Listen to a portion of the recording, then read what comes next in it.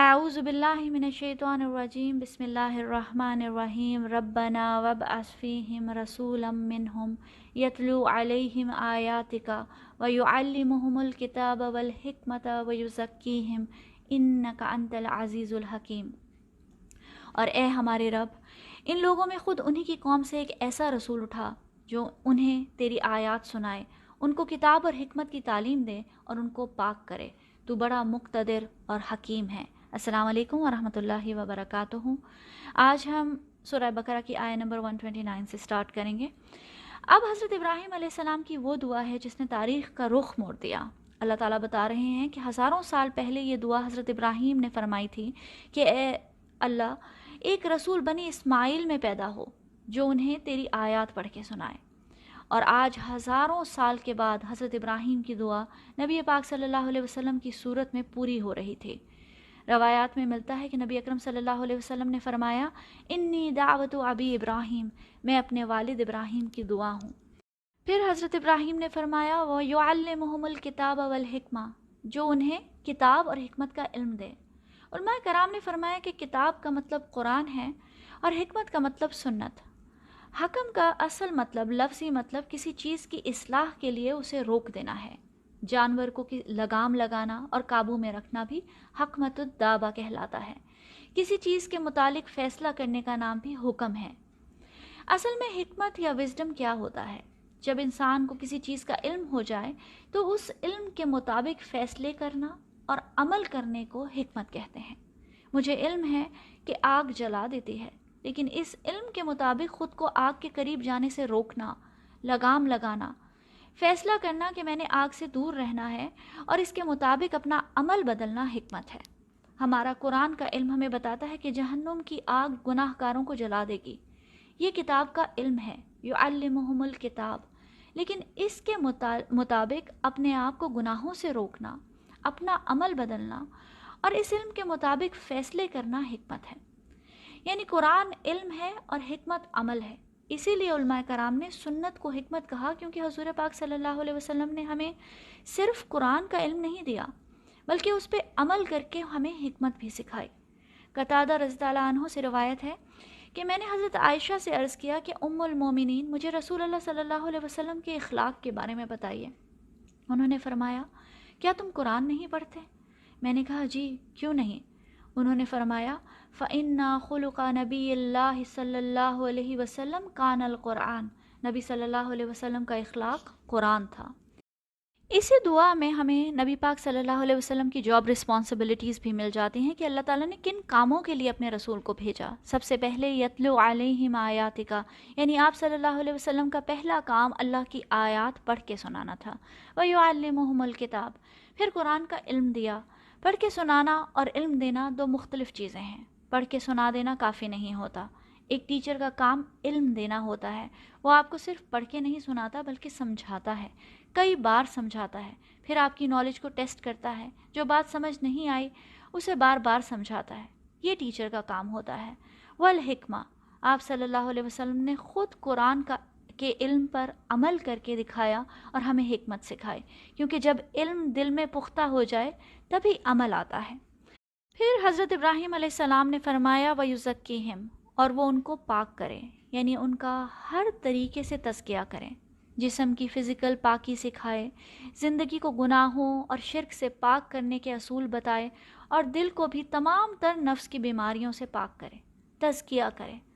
ہم آیہ نمبر 151 میں دیکھیں گے کہ اللہ تعالیٰ نے اس دعا کے آرڈر کو تھوڑا سا چینج فرما دیا اور کہا، کما ارسلنا فیکم رسولا منکم یتلو علیکم آیاتنا ویزکیکم ویعلمکم الکتاب والحکمہ، جیسے کہ ہم نے بھیج دیا تمہارے درمیان ایک رسول خود تم میں سے، وہ تمہیں ہماری آیات پڑھ کر سناتا ہے اور تمہیں پاک کرتا ہے، یعنی تمہارا تزکیہ کرتا ہے، اور تمہیں تعلیم دیتا ہے کتاب اور حکمت کی۔ اللہ تعالیٰ نے حضرت ابراہیم کی دعا میں تھوڑی کریکشن فرمائی اور آرڈر کو بدل دیا۔ پہلے تزکیہ یعنی پیوریفیکیشن، پھر علم اور حکمت۔ آپ دیکھیں گے کہ اللہ تعالیٰ نے حضرت ابراہیم کی ہر دعا کو قبول فرمایا، لیکن اس میں تھوڑی تبدیلی کے ساتھ۔ پہلے حضرت ابراہیم نے اپنی اولاد کے لیے امامت مانگی تو فرمایا کہ تمہاری اولاد میں ظالم لوگوں کو نہیں ملے گی۔ پھر حضرت ابراہیم علیہ السلام نے اپنی اولاد میں سے ایمان والوں کے لیے رزق کا سوال کیا تو فرمایا وہ تو اللہ کافروں کو بھی دے گا۔ اب فرمایا میری اولاد میں سے رسول بھیج جو انہیں کتاب اور حکمت سکھائے اور ان کا تزکیہ کرے۔ اللہ تعالیٰ نے اس کا کوئی جواب نہیں دیا، لیکن بعد میں آنے والی آیات میں یہ آرڈر چینج کر دیا۔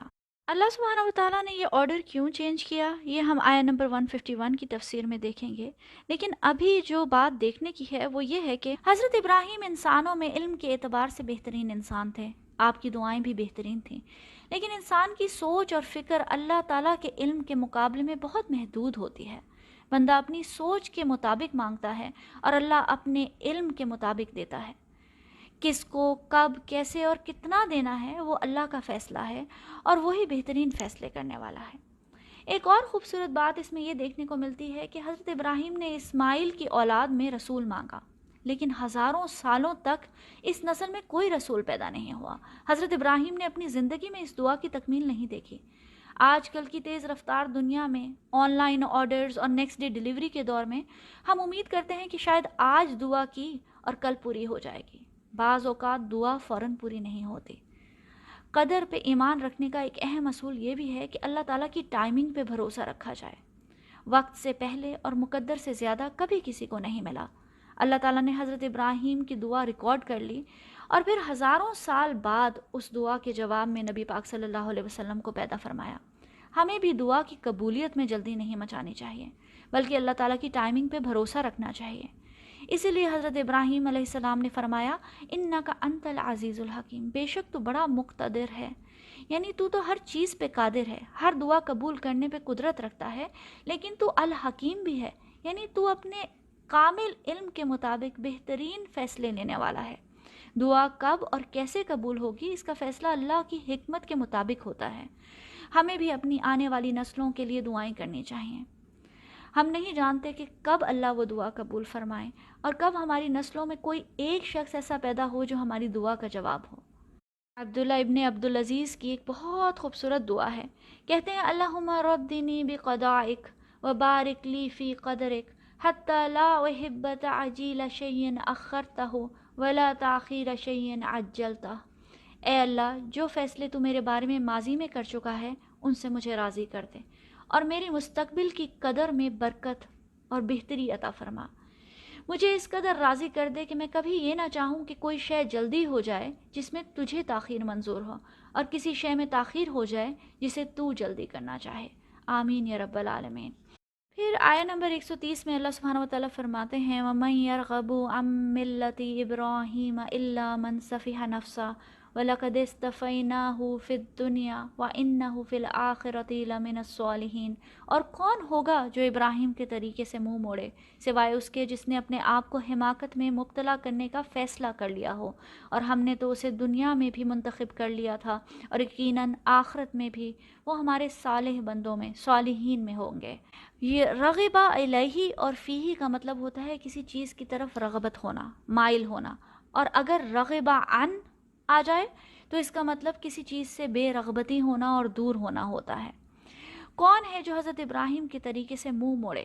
الا من سفیہ نفسہ، سوائے اس کے جس نے اپنے آپ کو بے وقوفی میں ڈال لیا ہو۔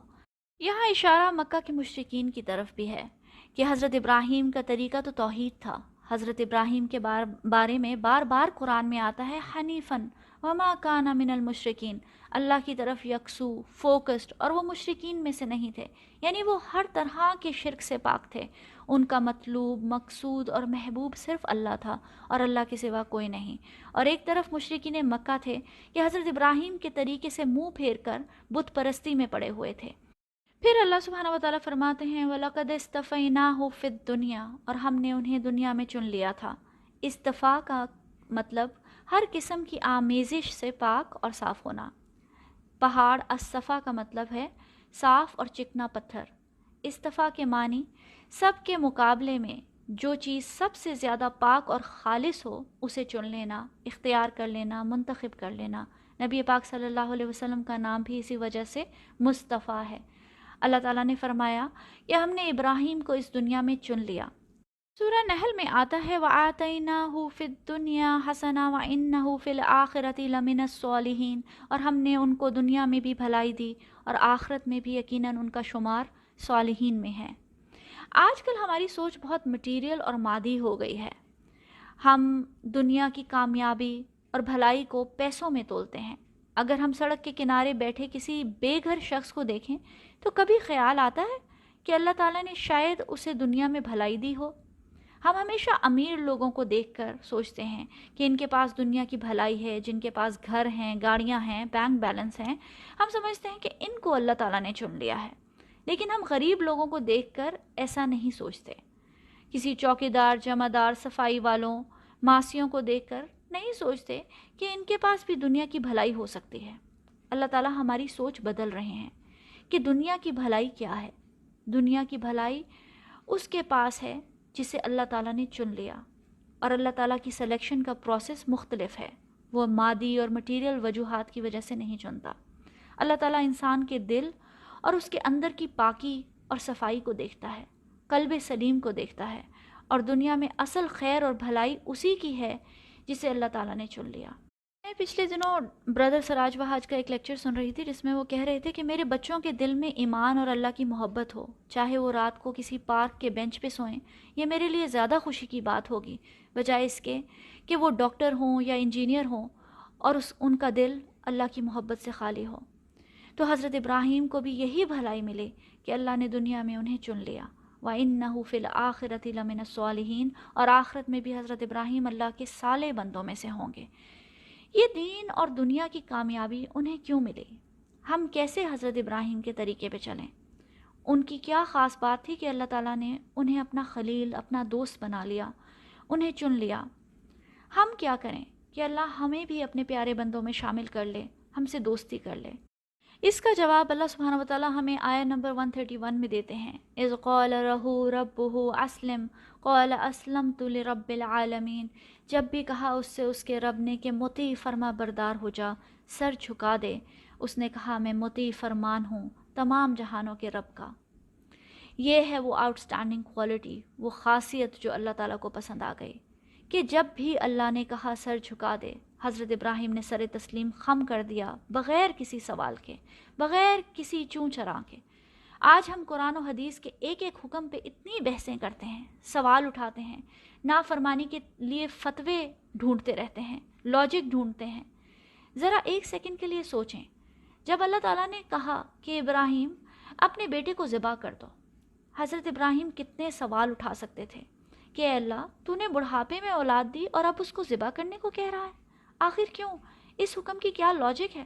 لیکن ایک سوال بھی نہیں کیا، بس سر تسلیم خم کر دیا۔ ہر حکم پہ، ہر آزمائش پہ، ہر قربانی پہ قال لہ ربہ اسلم، جب بھی اس کے رب نے اس سے کہا کہ سر جھکا دو، تسلیم کر لو میرا حکم، فرمایا اے میرے رب میں تو پہلے ہی جھک گیا، فرما بردار ہو گیا۔ یہ ہے ابراہیم علیہ السلام کی ملت، ابراہیم کا طریقہ، ابراہیم علیہ السلام کی محبت اور قربانی۔ اس طریقے کو فالو کرنے کا حکم ملا ہے ہمیں۔ ہمارے حکم، ہمارے احکامات اتنے مشکل تو نہیں ہیں، لیکن ہم بہانے ڈھونڈتے ہیں نافرمانی کے۔ فجر کے وقت الارم بجے تو اٹھا نہیں جاتا، روزہ رکھنے کو کہو تو ویکنیس ہو جاتی ہے، صدقہ دینے کو کہو تو حالات خراب ہو جاتے ہیں۔ ہم بڑے بڑے گھر بنا لیتے ہیں لیکن حج کو نہیں جاتے۔ سود، رشوت، جھوٹ، فریب، سب کچھ حلال کرنے کے لیے فتوے ڈھونڈتے رہتے ہیں۔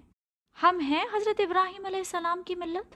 وَمَن يَرْغَبُ عَن مِّلَّةِ إِبْرَاهِيمَ إِلَّا مَن سَفِهَ نَفْسَهُ، اور کون ہے جو ابراہیم کی ملت سے منہ موڑے سوائے اس کے جس نے اپنے نفس کو حماقت میں ڈالنے کا فیصلہ ہی کر لیا ہو۔ اللہ تعالیٰ ان آیات کے ذریعے بتا رہے ہیں کہ اللہ تعالیٰ ایسے ہی کسی کو نہیں چنتا، ایسے ہی کسی کو اپنا دوست نہیں بنا لیتا، ایسے ہی کسی کو اپنی قربت نہیں دیتا۔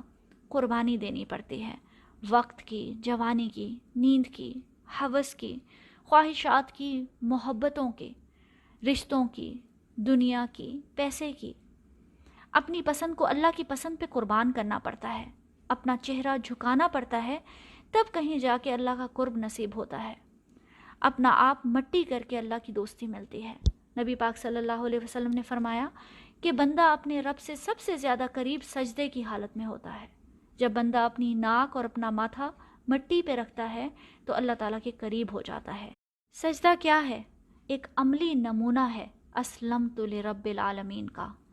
اللہ تعالیٰ فرماتے ہیں وَمَنْ أَحْسَنُ دِينًا مِّمَّنْ أَسْلَمَ وَجْهَهُ لِلَّهِ وَهُوَ مُحْسِنٌ وَاتَّبَعَ مِلَّةَ إِبْرَاهِيمَ حَنِيفًا، اور اس سے بہتر دین کس کا ہوگا جس نے اپنا چہرہ اور اپنا سر اللہ کے سامنے جھکا دیا اور اس کے بعد احسان کے درجے تک پہنچ گیا اور اس نے ابراہیم علیہ السلام کے طریقے کی پیروی کی، حنیفاً جو یکسو تھا اللہ تعالیٰ کی طرف، واتخذ اللہ ابراہیم خلیلا، اور اللہ نے تو ابراہیم کو اپنا دوست، اپنا خلیل، اپنا خاص دوست بنا لیا تھا۔ اس میں انسینٹیو ہے ہر اس شخص کے لیے جو اللہ تعالیٰ کی محبت اور قربت حاصل کرنا چاہتا ہے، جو اللہ کے سامنے اپنا سر تسلیم خم کر دے گا، ابراہیم کے طریقے پہ چلے گا، ابراہیم کی طرح سمینا و آتانا کی زندگی گزارے گا، ایسے لوگوں کو اللہ تعالیٰ اپنا دوست بنا لیتے ہیں۔ ہم دعائے قنوت میں بھی اللہ تعالیٰ سے دعا کرتے ہیں اللہم اہدنی فی من ہدیت وعافنی فی من عافیت وتولنی فی من تولیت، اے اللہ مجھے ہدایت دے ان لوگوں میں شامل کر کے جنہیں تو نے ہدایت دی، عافیت دے ان لوگوں میں شامل کر کے جنہیں تو نے عافیت دی، اور مجھے اپنا ولی، اپنا دوست بنا لے ان لوگوں میں شامل کر کے جن سے تو نے دوستی کی۔ آمین یا رب العالمین۔ السلام علیکم ورحمۃ اللہ وبرکاتہ۔